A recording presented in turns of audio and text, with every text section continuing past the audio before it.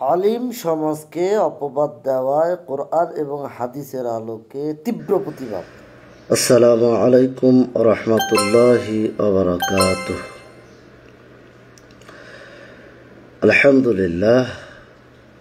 আলহামদুলিল্লাহি ওয়া কাফা ওয়া সালামুন আলা ইবাদিহিল্লাযীনা ইসতাফা, আম্মা বা'দ। প্রশংসা কেবলমাত্র মহান আল্লাহরই জন্য এবং শান্তি বর্ষিত হোক মুহাম্মদ সাল্লাল্লাহু আলাইহি ওয়াসাল্লামের উপর এবং তার মনোনীত বান্দাদের উপর।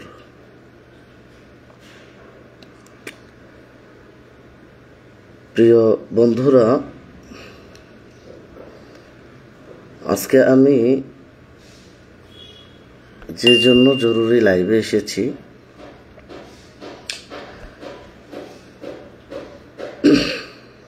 তা হচ্ছে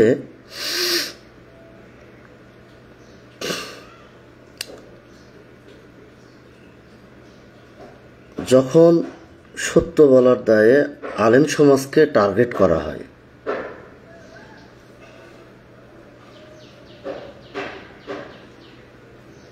এটি একটি সতর্কবার্তা কোরআন এবং সহিহ সুন্নাহর আলোকে। উক্ত বিষয়ে তথ্যবহুল আলোচনা করার চেষ্টা করব ইনশাআল্লাহুল আজিজ, কোরআন এবং সুন্নাহর আলোকে।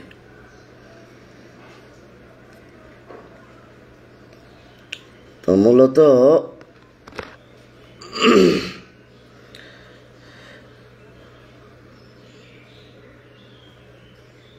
আরো একটু পরিষ্কার করে বললে বুঝতে পারবেন যে একজন বড় দলের উপদেষ্টা উনি আলেমদেরকে নিয়ে কি ধরনের বিদ্রূপ এবং কি ধরনের যেটাকে আসলে অতীতে কখনো কেউ করে নাই এই ধরনের অপমান ন্যাক্কারজনক কাজ তিনি করেছেন। আমি আপনাদেরকে দেখাচ্ছি। এই যে এই ব্যক্তিটা, পরিবর্তন হয়ে যায়, এদের কথা কোনো উত্তর কথাগুলো এদেরকে আমার এত বেশি করুণা হয়। বড় বড় মৌলানা সাহেবরা ইউনুস সুৎখোর, এর চেয়ে মহাপাপী আর কেউ নাই। এখন আসার সময় দেখলাম সেই মৌলানা সাহেব দোয়া করতেছে, হে আল্লাহ, নবীর পরেই যাকে স্থান দিতে হবে সেই ইউনুসের পক্ষে বলেন সবাই আলহামদুলিল্লাহ। এদের কথার 500 টাকা 1000 টাকা যারা মানুষের ঘরে খায়া লিল্লাহ খায়া যারা বড় হইয়া বড় বড় কথা বলে, এদের কথা এদের কোন সেন্স কাজ করে বলে আমি মনে করি না। তবে আমি একটা কথা বলি, এরা হইলো মোল্লা মুন্সি। মোল্লাতন্ত্র কিন্তু ইসলাম নয়, ইসলাম কিন্তু মহান। মোল্লাতন্ত্র চিরদিন ইসলামকে ছোট করেছে। কাজে এই বাংলাদেশে মোল্লাতন্ত্র হয়েছে আর ধর্মের নামে ব্যবসা শুরু হয়েছে। তো যাই হোক, আশা করি শুনতে পেরেছেন এবং বুঝতে পেরেছেন যে তার এই কথাগুলা কতটা আক্রমণাত্মক, কতটা অপবাদ এবং কতটা বুদ্ধিহীনতা, জ্ঞানহীনতা এবং কতটা আক্রোশ তার। এবং উনি বলতেছে যে ইসলাম মহান এবং আলেমদের দোষ দিয়ে যাচ্ছে বিভিন্ন ধরনের। আমি এই কথাটা বুঝতে পারতেছি না অ্যাকচুয়ালি আসলে উনি কি কোরআন এবং সুন্নাহের কোনো জ্ঞান রাখেন, আসলে আমার জানা নাই এই বিষয়টা। তো যাই হোক, আসলে আজকে কিছু সত্য বলতেই হবে।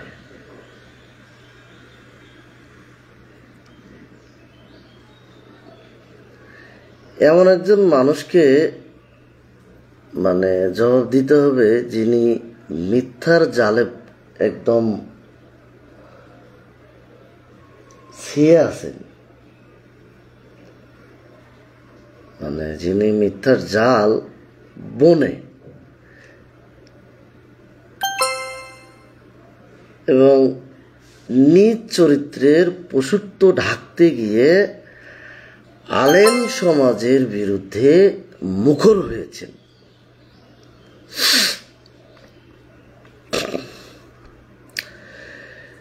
এমন একজন লম্পট যিনি নিজের অতীতের অন্ধকারকে ঢাকতে, মানে আলোর মানুষদের কালিমা লিপ্ত করতে চাইছেন। মানে ওনার মানে অতীতের অন্ধকারকে ঢাকতে, মানে যারা ইসলামের আলো ছড়ায়, যারা আলিম সমাজ, যারা সত্য দিন প্রচার করে, সত্যর পথে আছে, মানে সেই মানুষদের কালিমা লিপ্ত করতে চাইছে। কিন্তু মনে রাখবেন, আল্লাহ তাআলা قال সূরা আহজাব 57 নম্বর আয়াতে মহান আল্লাহ তাআলা বলেন, ইন্নাল্লাযীনা ইউযুনাল্লাহা ওয়া রাসূলাহু লা'আনাহুমুল্লাহু ফিদ দুনিয়া ওয়াল আখিরাহ।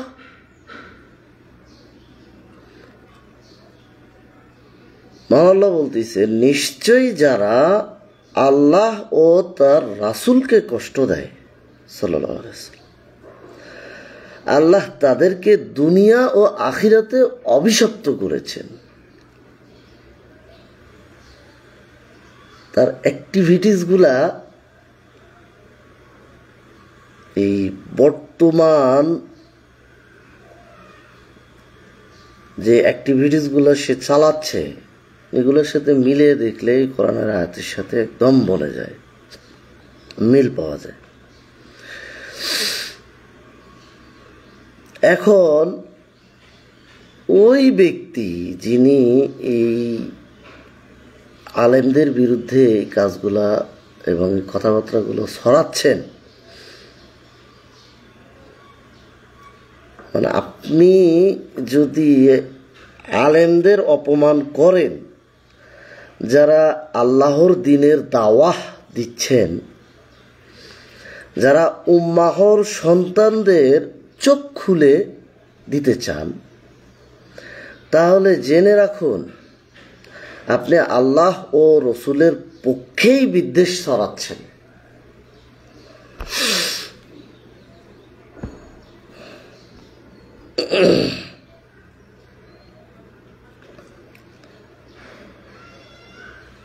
আপনার অতীতের চরিত্র আমরা জানি। আপনি এক সময় ভ্রষ্টতায় নিমজ্জিত ছিলেন, আজ কেবল মুখে আড়ম্বর, কাজে অপবিত্রতা। আপনি যে কথাগুলো বলেছেন বা বলছেন, তা তো মুসলিম সমাজকে দ্বিধায় ফেলতে পারে, কিন্তু মুছতে পারবেন না কোনোভাবে আলেমদের মর্যাদা, যত যাই কিছু করেন। রাসূলুল্লাহ সাল্লাল্লাহু আলাইহি ওয়াসাল্লাম বলেছেন, হাদিসটা এসেছেন মুসনাদ দারিমিতে, তা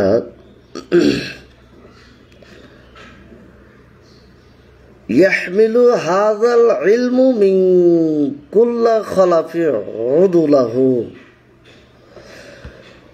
প্রত্যেক যুগে ন্যায়পরায়ণ জ্ঞানই, মানে ন্যায়পরায়ণ গণই এই জ্ঞান তথা দিনকে বহন করবে। এখন কথা হচ্ছে, আপনি যদি সঠিক দিন জেনে থাকেন, তাহলে আপনি প্রকাশ করেন, দিনের জ্ঞান আমাদেরকে দেন। আপনি যেভাবে আমাদের আলেম সমাজের বিরুদ্ধে যেভাবে নেক্কারজনক প্রপাগান্ডা এবং বিদ্বেষমূলক অপবাদ ছড়ে বেড়াচ্ছেন, তাহলে দেখ রাসূলুল্লাহ সাল্লাল্লাহু আলাইহি সাল্লামের এই হাদিসের আলোকে যদি আপনি সত্য হয়ে থাকেন, এখন কথা হচ্ছে তাহলে আলেম কারা? তারা আসলে দিনের উদ্দেশ্যরী। তাদের গালিগালাজ করা, হেই করা, তাদের বিরুদ্ধে মিথ্যাচার চালানো, এটা কেবল জাহান্নামের দিকে ঠেলে দেওয়া।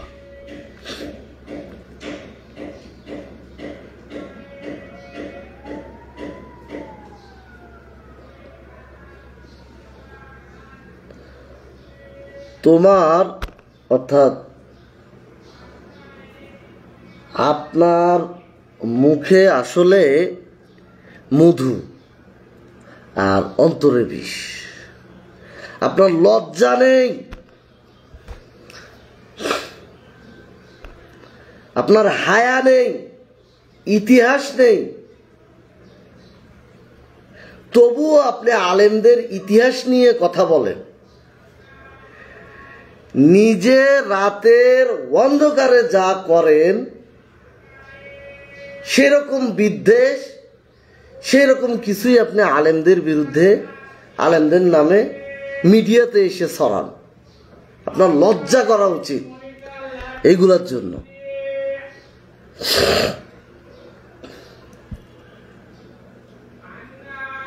আল্লাহ তাআলা বলেন সূরা হুজুরাত আয়াত নাম্বার 11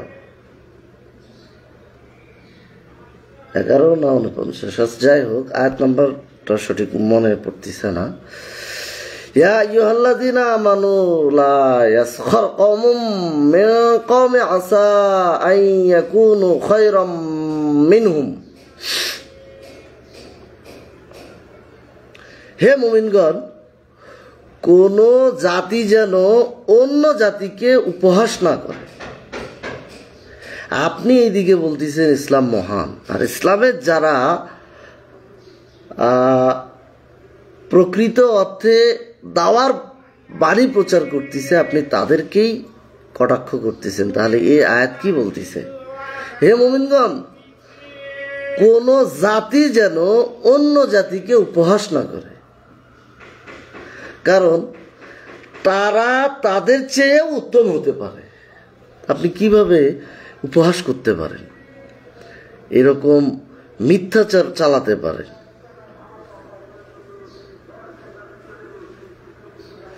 আপনি কাকে উপহাস করছেন? আলেম যার একটি দোয়া আপনার ক্ষমতাকে, এই যে বিগত দিন যারা বিগত দিন এরকম অন্যায়, অত্যাচার, জুলুম, অনাচার এগুলো করেছেন, তারা কিন্তু এই শাস্তিটা পেয়েছেন। রিসেন্ট যে বিষয়টা বাংলাদেশে ঘটে গেল, জুলাই আগস্ট থেকে শুরু করে আলেমদেরকে যারা নির্যাতন করেছে, তারাও কিন্তু অনেক কঠোর শাস্তি পেয়েছেন। কথা হচ্ছে আলেম যার ইলমে উম্মা পদ পায়, আর আপনি নিজের লাম্পট্য আড়াল করতে ব্যস্ত।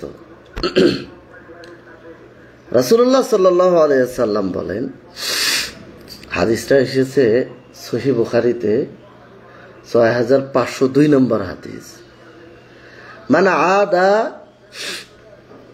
লি ওয়ালিয়া ফাকাদ আযানতুহু বিল হারব তাহলে তুমি কার বিরুদ্ধে দাঁড়িয়েছ? আল্লাহর পছন্দের বান্দাদের বিরুদ্ধে?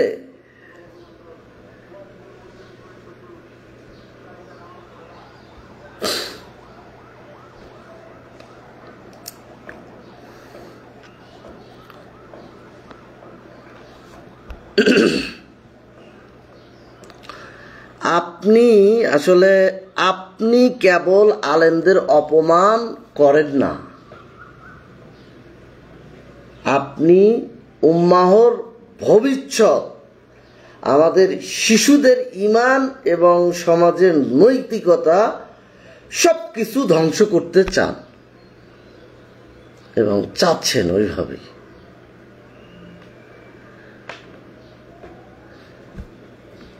আপনার অপপ্রচার যতই বড় হোক না কেন,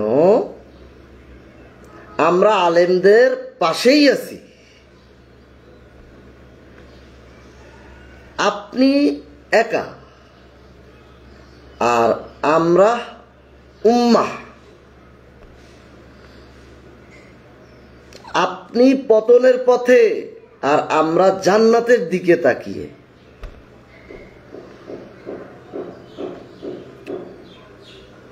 পরিশেষে একটি কথা বলতে চাই, তা হচ্ছে আমরা কারো বিরুদ্ধে বিদ্বেষ ছড়াই না, কিন্তু যারা দ্বীনের পথ, ইসলামের পথ রোধ করে, তারা যেন বুঝে নেয় ইসলাম কেবল দয়া নয়, সত্য, চিরসত্য রক্ষার জন্য শক্ত অবস্থানও করে। মহান আল্লাহ তাআলা বলেন সূরা হুদ 112 নম্বর আয়াত, ফাস্তাকিম কামা উমিরতু, অর্থাৎ তুমিও অবিচল থেকো যেমন নির্দেশ দেওয়া হয়েছে।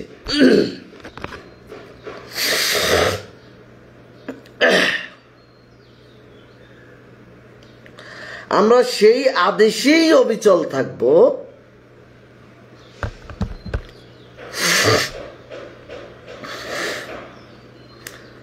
সত্যের পক্ষে এবং অবিচল থাকব আলেমদের পক্ষে এবং দ্বীনের পক্ষে। আজকের লাইভটা এই পর্যন্তই শেষ করছি। আল্লাহ আমাদেরকে